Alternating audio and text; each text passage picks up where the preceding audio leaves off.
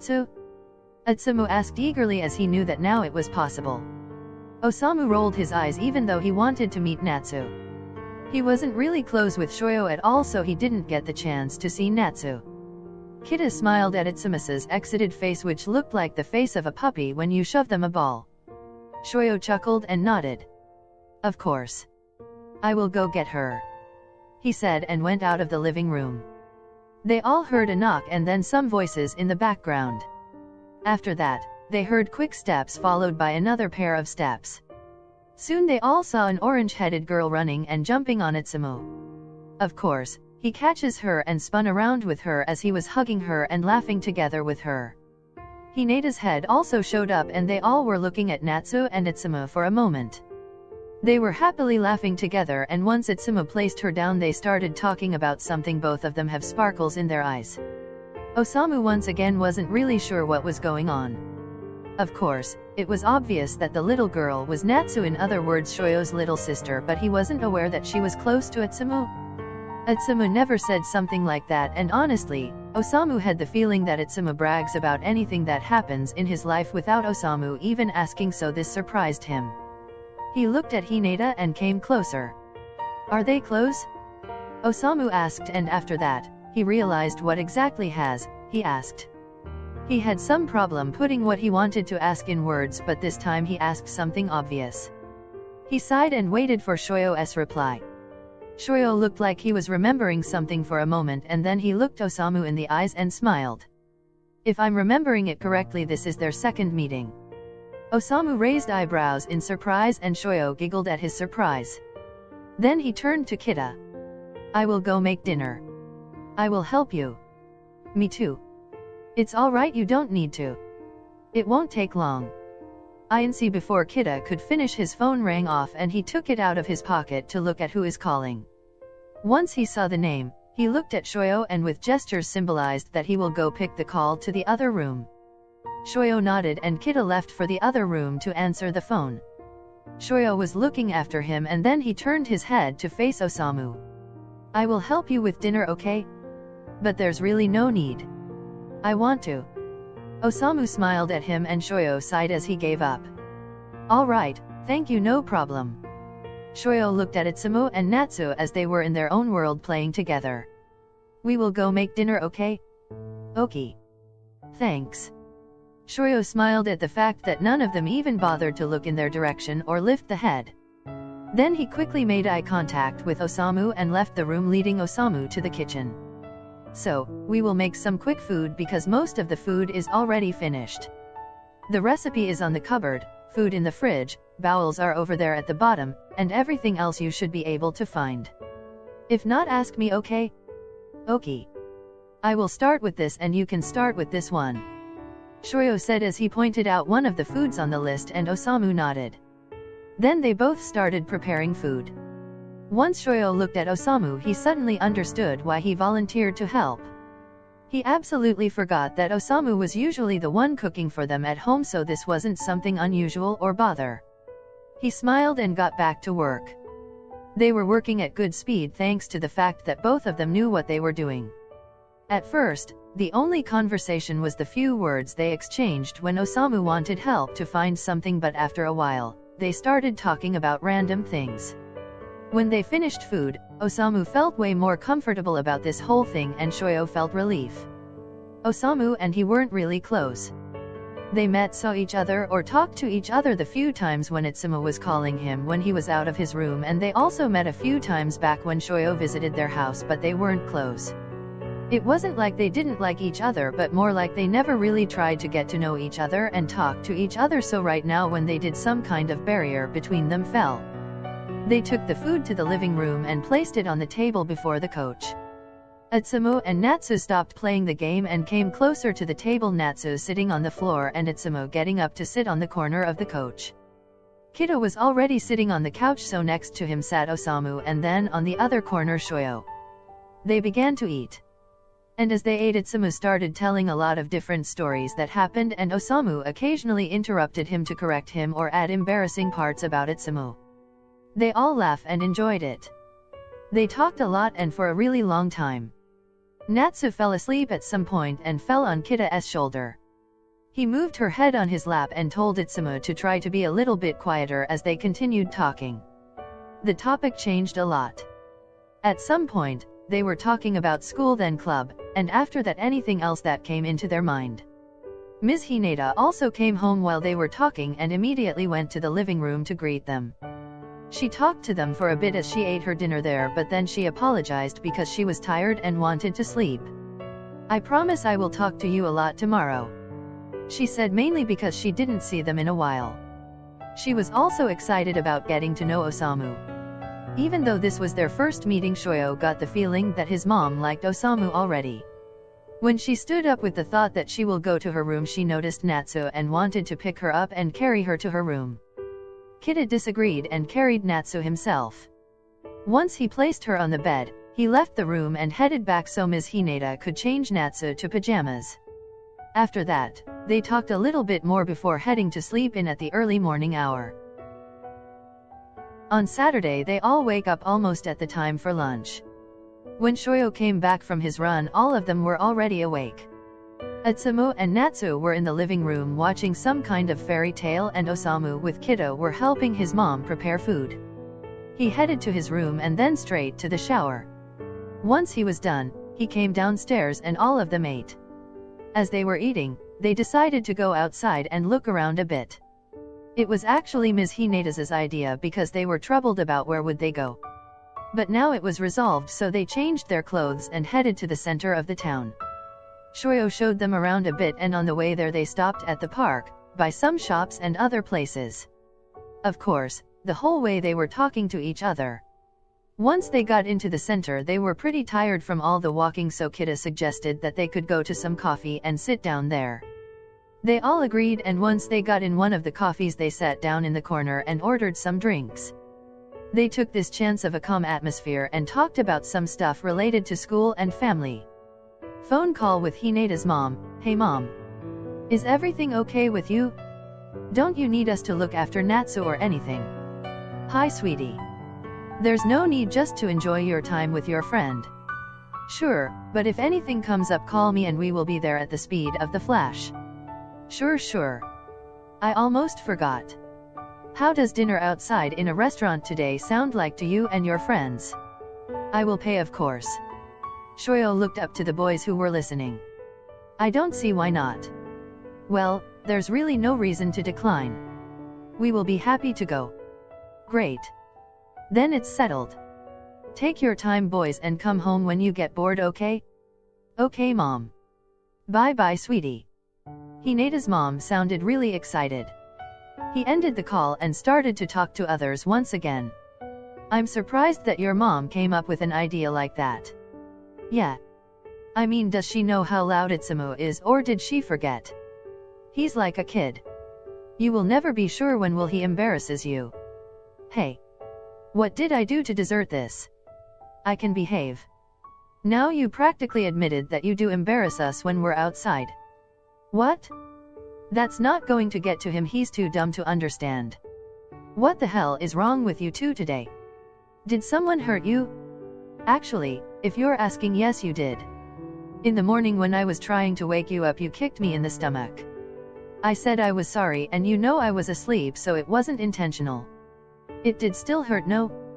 And what could I do about it? Blow on it so it gets better." "Ew. Right. So, you don't need to attack me, and you Shoyo shouldn't join him. I didn't even do anything to you." "Oh. So, you forgot about the fact that you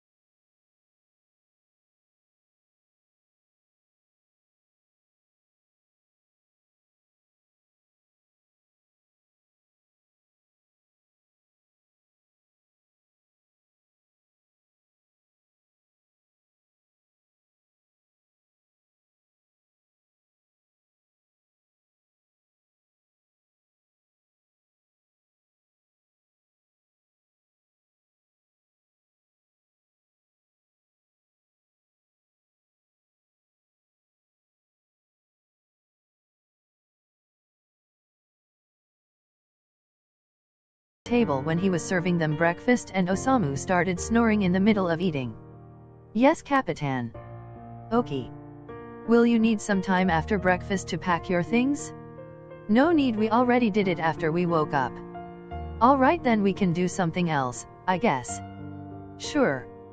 After breakfast, we can do whatever we will come up with. As he said that, Atsumu fell off his chair to the side because he dozed off and his body shifted to the left. A loud thud could be heard.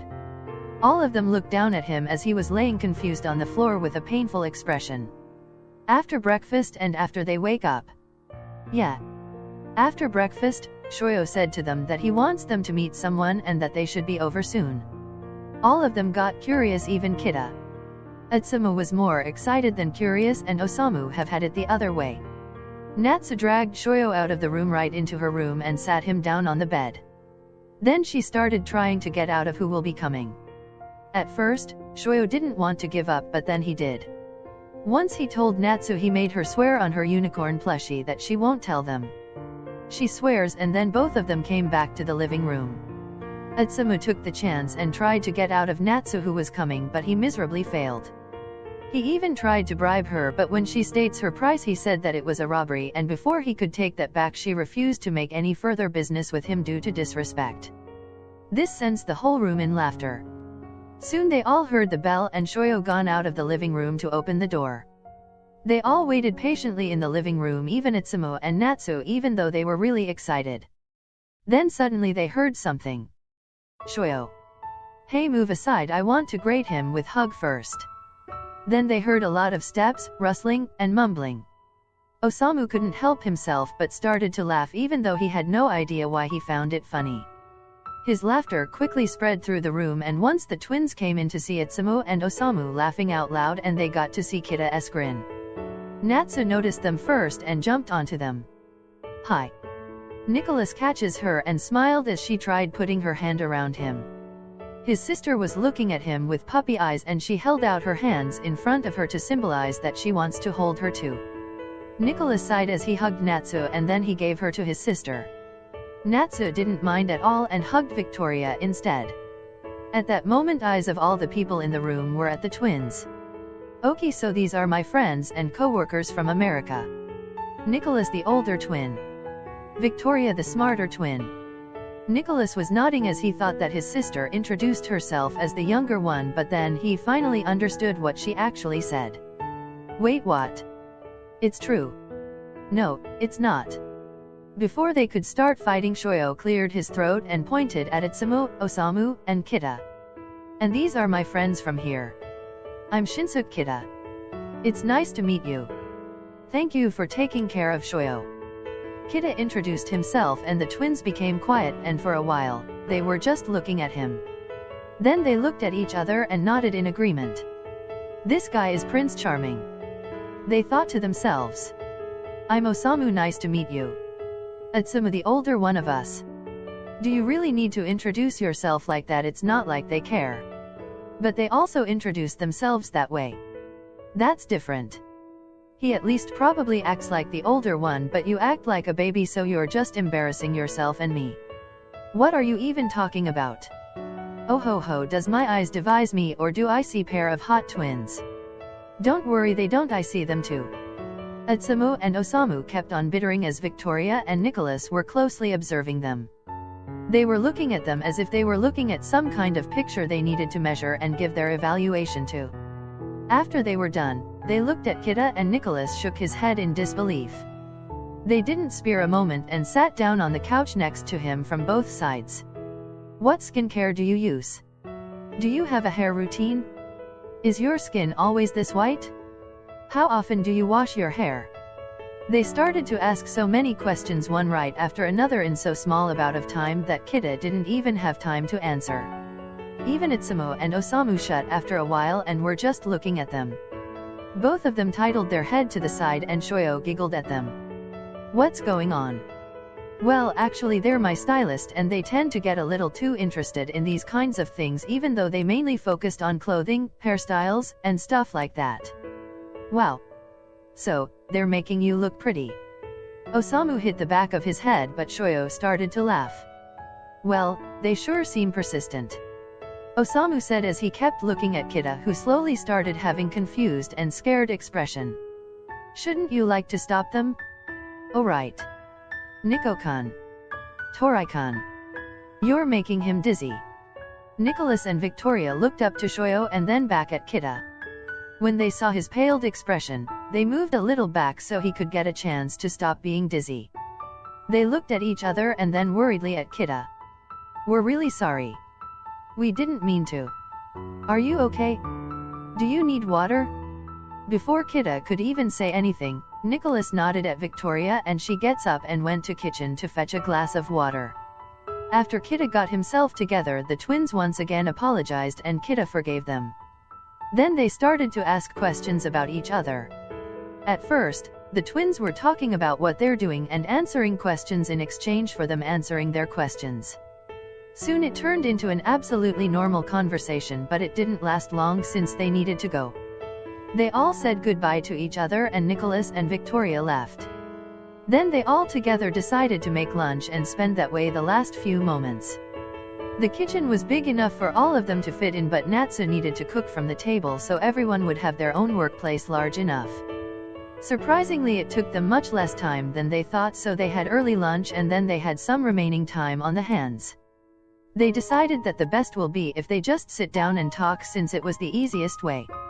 When the time came, Osamu, Kita, and Atsumu took their things and started to put their jacket and shoes on as they said their goodbye to Hinata's mom and Natsu. Shoyo said that he will take them to the station and part way with them there. They didn't see why not, so they agreed. As they were walking down the street, they were mostly quiet. It just came off that way. It had nothing to do with if they wanted to talk or not. They just kind of gone in silent, but for the comfortable one. It didn't take long when they reached the station. Thank you, Shoyo, for letting us stay and walking us off. Yeah. We will see each other at the camping camp. Thanks for everything. No worries. See you all later. Shoyo waved them goodbye and began to walk back home. He also needed to start preparing for heading out. From what he remembered, he had something about 1 hour left. That was enough time to finish packing things and say goodbye to Mom and Natsu.